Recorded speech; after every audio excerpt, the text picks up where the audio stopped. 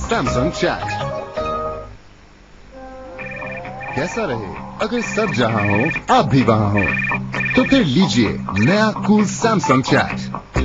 इसमें है 2 सिम्स की सेटिंग, करो चैट्स, ट्वीट्स और स्क्रैप्स एक साथ। इसके ऑप्टिकल ट्रैक पैड के इजी टच के साथ जीटॉक, एमएसएन, याहू मैसेंजर क्विकी की से चले फास्टर।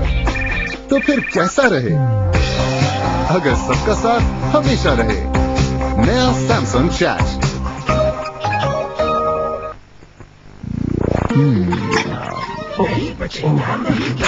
कोई खास खबर है? नहीं तो। ओके। बच गया।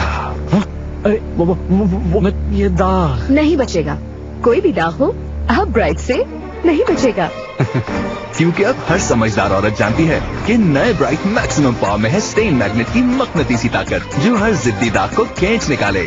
अब कोई दाग बच के दिखाए। नए ब्राइट से अब कोई दाग बच के दिखाए।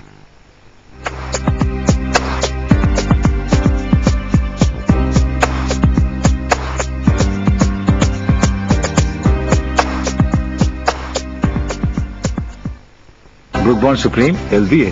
ब्रुक बॉन्ड सुप्रीम, तंदुरुस्त रहे मस्त रहे। इतनी मेहनत से पढ़ने की क्या जरूरत है बीबी जी? सुना है आजकल 5,000 रुपए में डिग्री मिल जाती है। फजलू, जो किताब के अंदर लिखा होता है ना, वो डिग्री के ऊपर नहीं।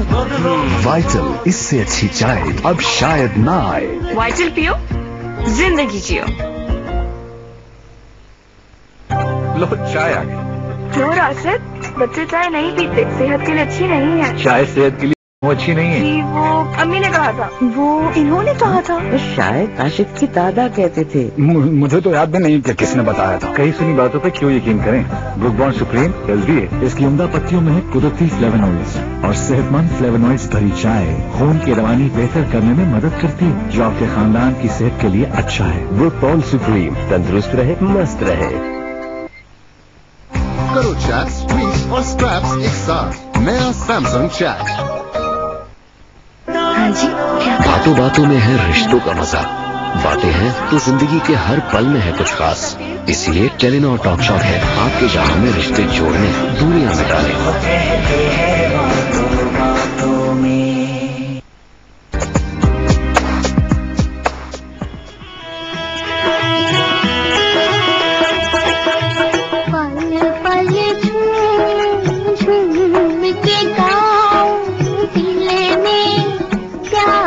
तेरा मैं तेरी तू मेरा रे,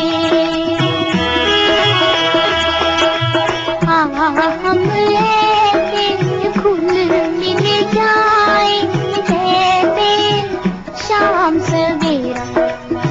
मैं तेरी तू मेरा रे।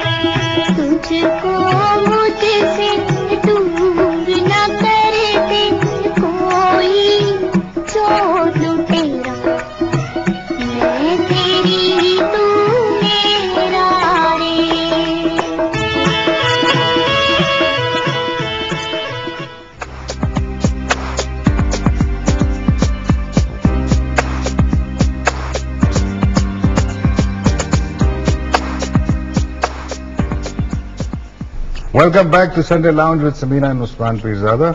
हाँ, तो हम ब्रेक पे जाने से पहले ये कह रहे थे कि ये कोई तरीका हो सकता है कि मेक शिफ्ट नौटंकी जैसे एक था, है ना, कि वो टूरिंग टॉकीज, हाँ, कि एक स्क्रीन लगे और हम वहाँ उनको फिल्म दिखा सके।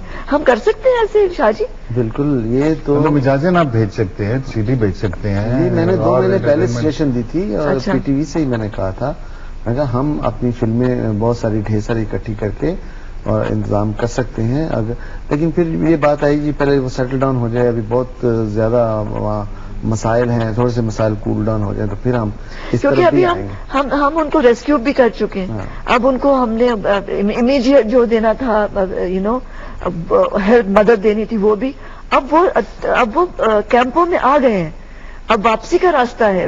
پچھلے دنوں میں نے چینل پہ دیکھا کہ ایک ایونٹ ہو رہا تھا انہی کی مدد کے لیے، سیلاب زد گان کی مدد کے لیے، اس میں گانے گائے جا رہے تھے تو کچھ لوگوں نے وہاں حملہ کر دیا کہ جی یہ آپ نے گانے بجانے کیوں یہاں شروع کیے، حالانکہ دیٹ واز فار دیم. تو کچھ اس طرح کے ایلیمنٹ بھی ہیں جن کو شاید یہ اچھا نہ لگے. بنیادی جو ضروریات ہے وہ تو سب لوگ جیسے اپنے آپ سے یا این جی اوز یا گورنمنٹ یا جیسے کر رہے ہیں. آپ کی بات بالکل ٹھیک ہے، ایک روتے ہوئے کو ہنسانا یا اس کو کم از کم اس اسٹیٹ آف مائنڈ سے باہر نکالنے کے لیے کچھ تو انٹرٹینمنٹ ہونی چاہیے.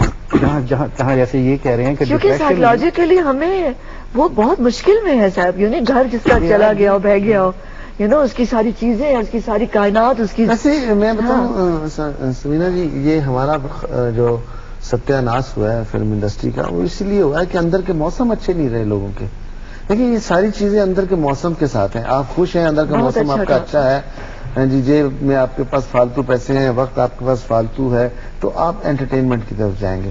اب اگر ہم سینما لے بھی جائیں، وہاں پہ فلمیں لے بھی جائیں، ان کے اندر کے موسم اچھے نہیں ہیں، وہ اتنے ڈپریس ہیں کہ ان کو کوئی چیز اچھی نہیں لگے گی، وہ کبھی نہیں چاہیں گے کہ جا کے سینما دے. نہیں، اس سلسلے میں نے کہا نا کہ جب ان کی ضروریات، باقی ضروریات جو ہیں وہ پوری ہونے کے بعد، پوری ہو رہی بھی ہیں، پوری ہونے کے بعد یہ بھی ایک ضروری ہے، ڈپریشن میں سے نکالنا بہت ضروری ہے. پاکستانی قوم، ہر قوم کے اوپر برا وقت آتا ہے کیونکہ وہ ٹیسٹ ہوتا ہے اس ٹائم پہ اس کا کہ اس کی ریزیلینس کیا ہے. آپ ماشاءاللہ اب ہم سب میں سے سینئر فلم میکر ادھر بیٹھے ہوئے، آپ نے بھی پاکستان میں بہت اونچ نیچ دیکھی ہوگی. وار بھی آئیں، وارز بھی آئیں، اس زمانے میں بھی سنیما لوگ بے دخل بھی ہوئے دور میں.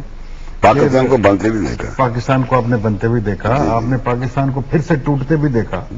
ہم اس ڈپریشن سے بھی گزرے. تو اس دور میں سنیما انڈسٹری کی کیا حالات رہے؟ How was it fearing? Star سے لیں گے 47 سے 47 سے آپ بتائیں. نہیں آپ، میں صرف یہ پوچھ رہا ہوں کہ کیٹاسٹروفی میں، مطلب جب پاکستانی قوم انڈر سٹریس آئی، جب کوئی اس کے اوپر ڈبیکل آیا، 47 میں تو ابھی ہماری انڈسٹری پنتی ہی نہیں تھی، مطلب وہ ایک اور انڈسٹری تھی، وہ ایک ون انڈیا کی انڈسٹری تھی اس ٹائم پہ.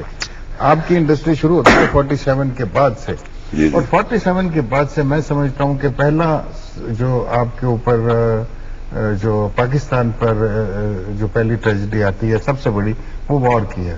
سیلاب آیا تھا، نہیں سیلاب آیا تھا، ایک بہت میجر بڑا سیلاب جو سیلاب آیا تھا.